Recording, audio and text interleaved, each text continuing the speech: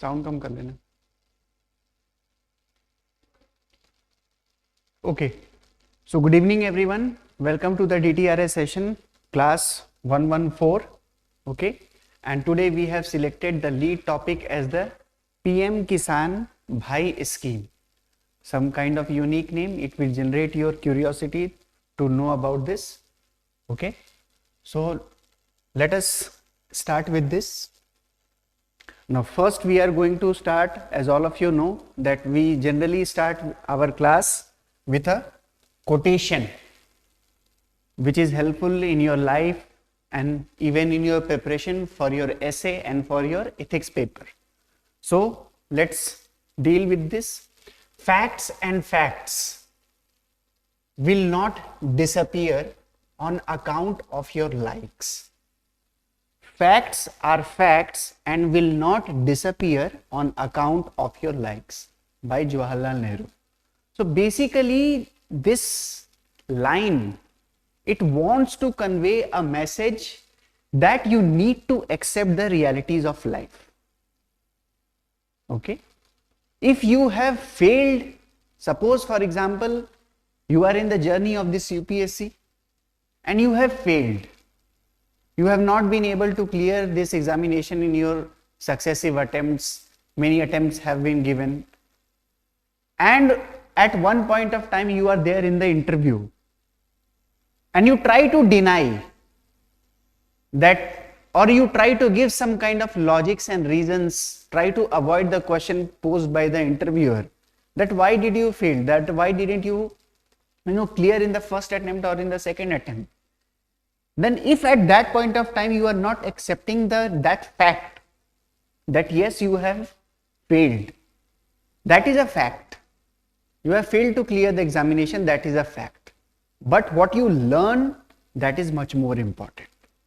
So basically, how you deal with the facts, that is one of the most important thing, and that is beyond this line.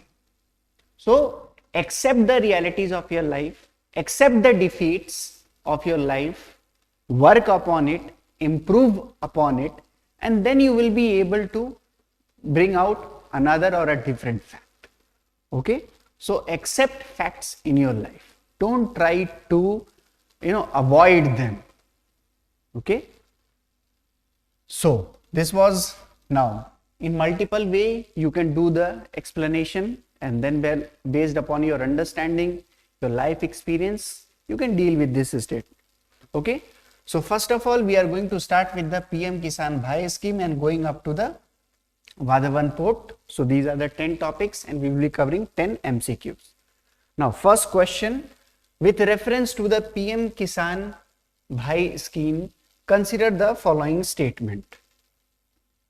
Okay, it aims to break the monopoly of traders in deciding the prices of crops in the market. The government will construct modern storage facilities for farmers to store their post-harvest produce. So basically if we talk about this scheme, it has recently come that the Prime Minister has announced this, and it aims to break the monopoly of traders in deciding the prices. So basically this scheme is oriented towards the small and the marginal farmers. So as their produce is very less and even their bargaining power is less, they cannot transfer or use the warehouse facilities. So they have to sell their whatever their products are there in the market even, and if we compare them, these small and the marginal farmers with the rich farmers, they keep their items or their produces in the warehouses, and when there is a good demand is there, then they release this. So that benefits them in comparison to this small and the marginal farmer. So in order to bridge this divide, the government has introduced this PM KISAN scheme. So monopoly will be broken under this scheme. The government will construct modern storage facilities. No, the government is not going to create the storage house or the warehouse. Rather, it will subsidize the farmers. Okay, it will subsidize the small farmers. So for example, X is the amount they have to pay for keeping their products in the warehouses. Now they are unable to pay it. Their monetary capacity is not there. So what the government will do, that government will subsidize those charges of the warehouses, and then through that these small and marginal farmers will be keeping those things in the warehouses, their produces in the warehouses, and that it will become a level playing field for all these farmers. Okay. So here first statement is correct, but the second statement is incorrect. So here the correct answer is option A only. Okay. Now let's move to another question. So PM Kisan 15th installment coming on this date. Check name in the beneficiary list, and it is in this context that this PM Kisan Bhai was in news. Okay. Now consider the following statement about echidna recently seen in the news. It is the only egg-laying mammal found in the world. It is found naturally in Tasmania and Australia. It is a diurnal species having a shy nature. It is a carnivore. So basically, if we talk about the echidna, as all of you know, there are two mammals are there which has basically this egg-laying mammals. Mammals generally they give birth to childs. Okay, but these are the two mammals which give or which are egg-laying mammals. So one is echidna, and the second one is the duck-billed palyptus. Okay, duck-billed palyptus is there. Echidna and duck-billed are the two egg-laying mammals found in the world. Okay, so this statement is incorrect. It is found naturally in Tasmania, Australia. Yes, this New Guinea. Apart from that, that is also the one of the naturally where this animal is found. Now it is a diurnal species having a shy nature. No, it is not diurnal species. Basically, it is nocturnal in nature. Okay, it is nocturnal in nature. So this statement is incorrect. It is a carnivore. Yes, largely it feeds upon the ants. Okay, termites. These are its favorite prey. So what do we find? Two statements are correct and two statements are incorrect. So here the correct answer is option B only. Okay. Now let us move to next question. So egg laying. Now what is the context? Why it was in news? Egg laying mammal named after Sir David Attenborough rediscovered after decades. So it has again been rediscovered, means for some time it was not seen and now it has been recently seen, basically in Indonesia. Okay, remember that. Now consider the following pair: ports mentioned in news, country where it is located. So Walvis Bay Port. So we have to find out the correct pair. So Walvis Port is basically located in Namibia. Changi Port, basically it is in Singapore. Klang Port is basically in Malaysia, and the Tanjung Port is basically in Indonesia. So here what do we find? Only one pair is correctly matched. Okay, these are the ports which were there in news. Now let us understand that what is the context in which it was there. Okay, so basically some of the Navy ships have been deployed in many of these ports areas. So all of you need to keep this in mind. Okay, naval ships has been gone to all these areas in the past. So that is the context in which it is done. So here we are giving you the examples of the some important international ports. Okay, remember this. So here you can see this map. The map is there. Okay. Now next question. With reference to the non-melanoma skin cancer, consider the following statement. It refers to a group of cancers that develop in the upper layers of the skin. The use of tanning devices is one of the major causing agent for this cancer. Non-melanoma skin. So basically melanoma is occurring from inside, and the non-melanoma skin cancer occurs from above. So basically the major cause for this non-melanoma skin cancer is the ultraviolet radiation in the sun.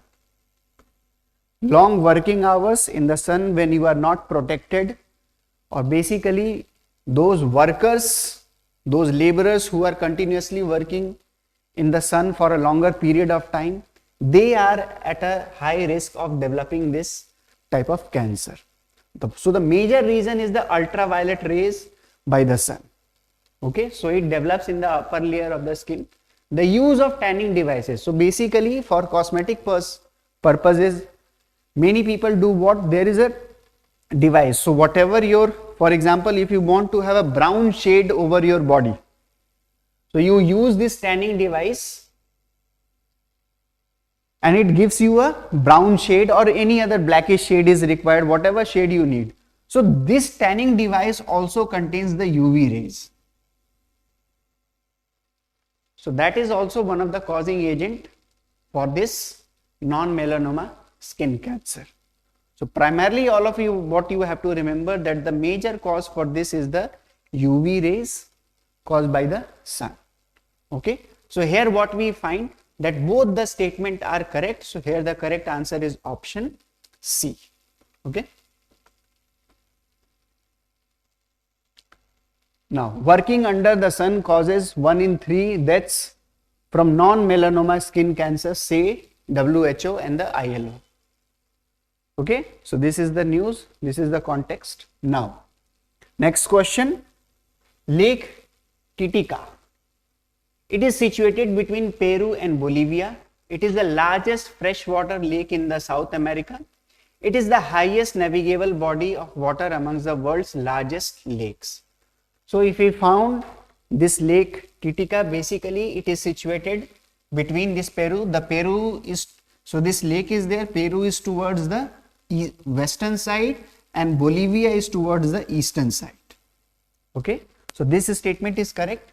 It is the largest freshwater lake in South America. This statement is also correct. It is the highest navigable body of the water among the world's largest lake. This statement is also correct. So here what do we find? This, all three statements are correct. So answer is option C. Now all of you need to understand that why this was in news. That is the most important. In South America, a shrinking Lake Titicaca rings climate alarm bell. So basically due to the action, due to the changes in the climate, this lake is drying up. Okay, so one of the impact, what it causes, or the impact of the climate change upon the lakes, rivers. Okay, this is the context, you need to remember it. So you can see the mapping position of this. It is the Lake Titicaca, here it is the Peru and it is the Bolivia. Okay, it is the highest navigable body of water amongst the world's largest lake. So amongst the world's many largest lakes are there. So it is the highest, means above the sea level. From the sea level it is the highest, at a highest elevation. Highest navigable body of water amongst the world's largest lake. Okay, so this statement is also correct. Even the UNESCO websites mention about this lake. It has a prominent role. So study, you can study from that portion also. Now, with reference to the crop residue management scheme, consider the following statement. It is a centrally sponsored scheme to address the issue of stubble burning by assisting farmers and related organizations. It comes under the Ministry of Environment, Forest and Climate Change. Under the scheme, farmers receive financial assistance at a rate of 50% for the purchase of crop residue management machinery. So if we talk about this crop residue management scheme, it is not a central sponsored scheme, but rather it is a central sector scheme. Central sector scheme it is, remember that. Now it comes under the Ministry of Environment. So this statement is incorrect. It comes under the Ministry of Environment. No, it comes under the Ministry of Agriculture and Farmer Welfare. Ministry of Agriculture and Farmer Welfare. So this statement is correct. Incorrect. Under the scheme, farmers receive financial assistance at the rate of 50% for the purchase of crop residue management machine. Yes, this statement is right. Okay. So you need to remember that for individual farmers to purchase this kind of machine, the central government basically provides a 50% assistance towards the price of that machine to individual farmers. Okay. So here what we find, only statement 1 is correct, statement 3 is correct. So here we have only A as the correct option. Okay.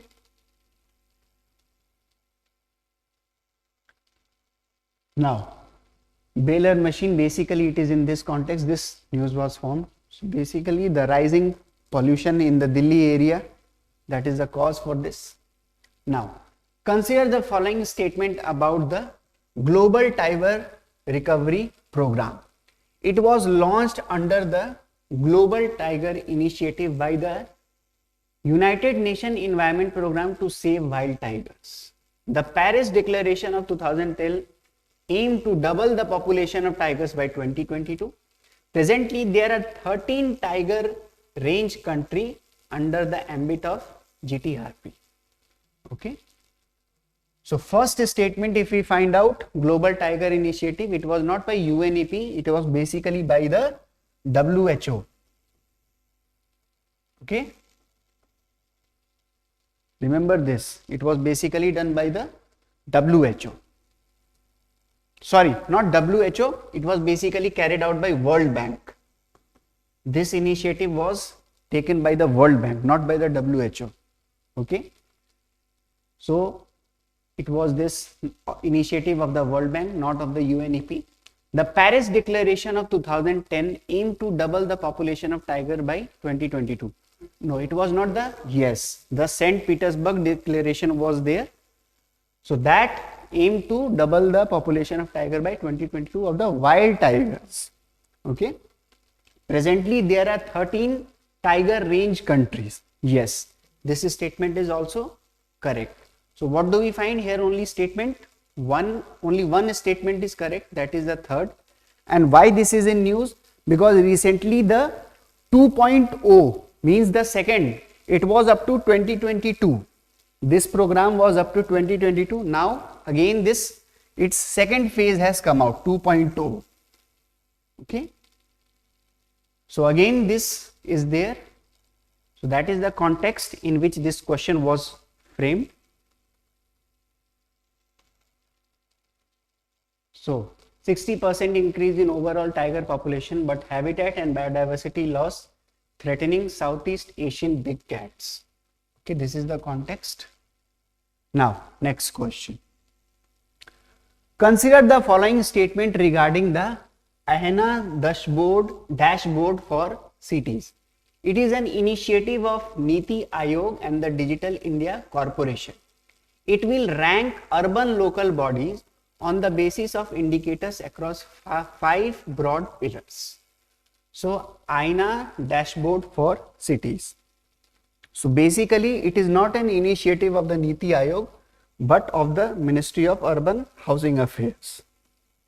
Okay, Ministry of Urban Housing Affairs along with the Digital India Corporation. So, this statement is incorrect. It will rank urban local bodies on the basis of indicators across 5 broad pillars. So here again the catch is there that in this ranking will not be given. Basically the agenda of this IAS dashboard is that all the urban local bodies, they will upload their data, that how do they manage the governance, how do they manage their waste population.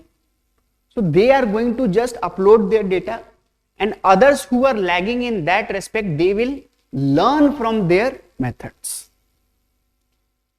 So it is not ranking. This IAS dashboard doesn't search to provide the rank, rather as a facilitator for learning the good practices. Okay, remember that. It is only for the learning practices that other urban local bodies who are in some of the dimension, if they are lacking, then they should see that which urban local body is practicing what kind of practices and they should follow that. Okay. So here none of the statement are correct. So option D is the correct answer.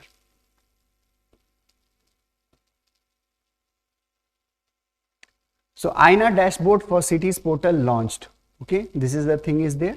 So all of you can access to this ina.gov.in and you can study more about it. Okay. Now, next question. With reference to the Dnieper River, consider the following statement. It originates in Ukraine and passes through Russia and Belarus. It drains into the Black Sea. It is the longest river of Ukraine and Belarus. So basically the clash between the Russia and the Ukraine, it still continues and it was in news. So this Dnieper River basically does not originate in Ukraine, but it originates in Russia and then it goes through Ukraine and then Belarus. So this statement is incorrect. It drains into the Black Sea. Yes, this is correct. It is the longest river of the Ukraine and the Belarus. This statement is also correct.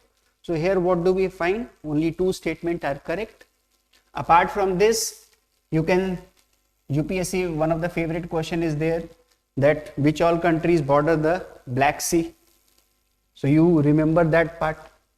Longest river of the Ukraine and the Belarus. Okay. That is the way in which you should be preparing this topic. Now, what is the context? Russian troops moving east of the Ukraine, Dnipro rivers, there's some confusion. Okay. So basically they have thwarted the attempts of the Ukrainian army to move towards this river. Okay. So your last question. Now consider the following pairs. Vadhavan Port, Maharashtra, Jawaharlal Nehru Port, Odisha, Tuticorin Port, Tamil Nadu. It is, I think, easy. All of you can identify it. So Jawaharlal Nehru Port is not in Odisha. So it is in Maharashtra. Vadhavan Port is also in Maharashtra and Tuticorin Port is in Tamil Nadu. So here what do we find? Only one pair, not one pair, two pairs are correctly matched. This is incorrectly matched. Okay. So today what we have done is that we have covered some of the international ports also and some of the ports of India also. Okay. So basically it is going to be helpful for your geographic mapping part. Okay. So prepare this now. Now what was the context? Vadhavan Port work in full swings, public hearings likely in few months. So this is there to be, because this port has to be developed as a green port. Now what is a green port? What are the criteria of a green port? What are the institutions which are involved in declaring the green port? So study around that. Okay. So that's all for today's question, for today's DTRS session. Again we will meet tomorrow same time, okay, with same 10 MCQs which are going to be useful for your UPSC PT and for your overall development. Okay. Thank you.